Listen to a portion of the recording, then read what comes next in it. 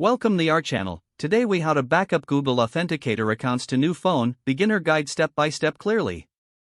Begin by ensuring that both your old phone and new phone are fully charged.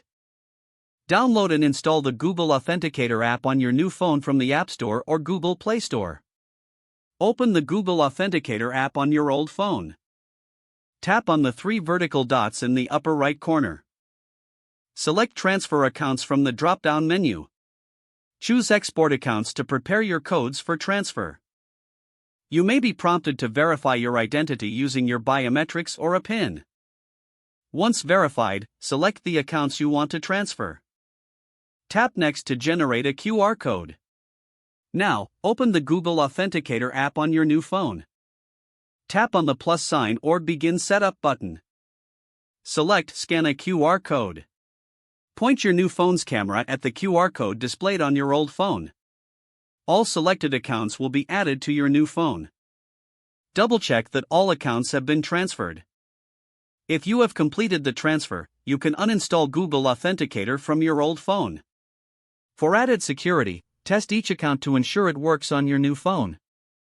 Make sure to safeguard your old phone until you are confident that the transfer is successful.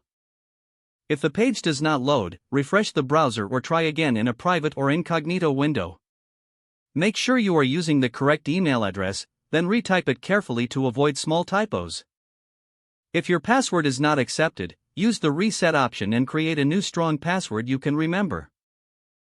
Check your spam folder for verification or security emails, then complete any requested confirmation steps.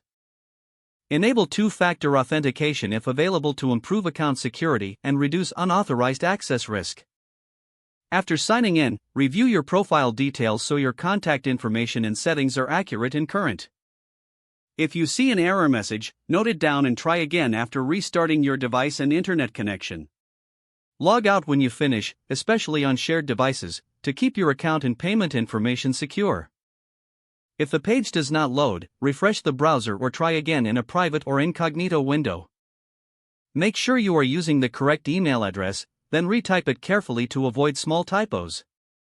If your password is not accepted, use the reset option and create a new strong password you can remember.